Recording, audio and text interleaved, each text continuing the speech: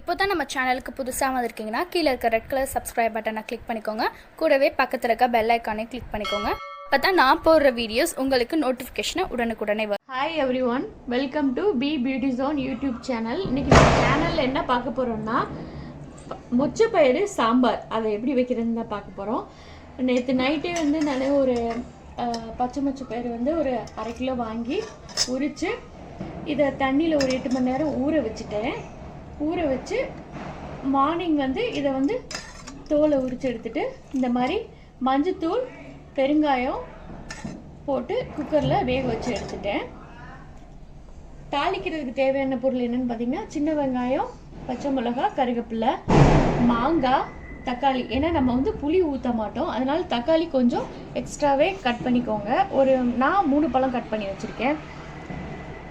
இது பார்த்திங்கன்னா அரைக்கிறதுக்கு சின்ன வெங்காயமும் ஒரு 4-5 பல்லு பூண்டு, தேங்காய், சீரகம், மிளகாவத்தல் நான் ஒரு 5 வச்சுருக்கேன். உங்களுக்கு காரத்துக்கு ஏற்ப வச்சுக்கோங்க.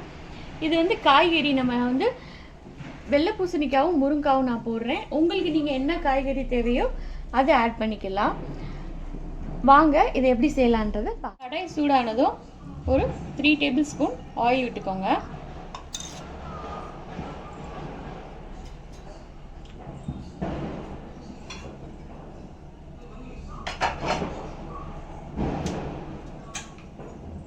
ஆயில் ஹீட் ஆகும்.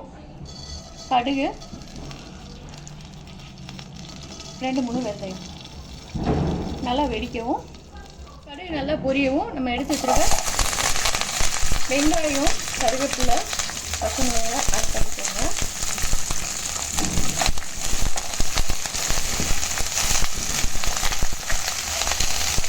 இது கொஞ்சம் கலர் சேஞ்ச் ஆகணும். நல்லா இப்படி ஓரளவு வதங்கவும் தக்காளி ஆட் பண்ணிக்கலாம்.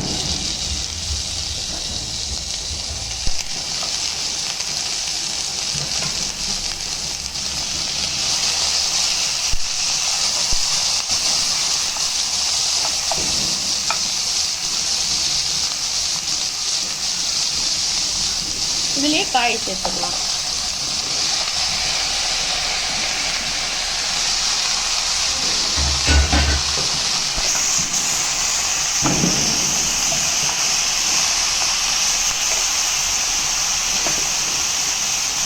இதுலேயே நம்ம குழம்புக்கு தேவையான அளவு உப்பை நம்ம ஆட் பண்ணிக்கலாம். ஏன்னா அப்போ தான் காயும் வதங்கும்.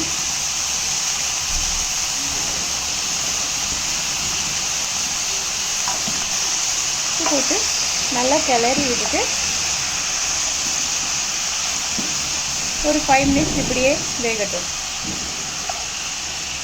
காய் நல்லா வதங்கவும் நம்ம வேக வச்சுருந்த பருப்பை நல்லா மசிச்சு இந்த மாதிரி இதில் ஆட் பண்ணிக்கோங்க.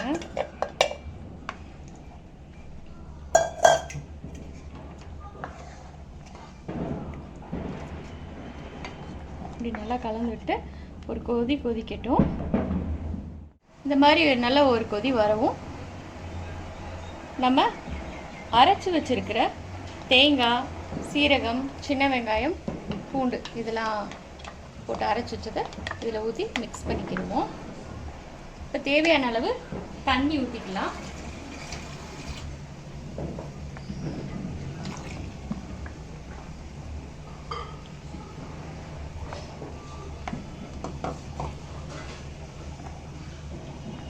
இந்த டைமில் நீங்கள் உங்களுக்கு உப்பு இதெல்லாம் சரி பார்த்துக்கோங்க. இப்போ நம்ம மாங்காயை ஆட் பண்ணிக்கலாம். மாங்காயை போட்டு நல்லா கிளறி விட்டு ஒரு 10 மினிட்ஸ் மூடி வச்சிடலாம். குழம்பு நல்லா கொதி வந்துருச்சு. இப்போ நம்ம கொத்தமல்லி தழையை இதில் தூவி விட்டுட்டு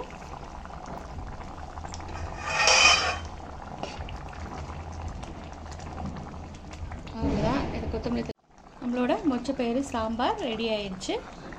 உங்களுக்கு இந்த வீடியோ பிடிச்சிருக்குன்னு நினைக்கிறேன். தேங்க்யூ.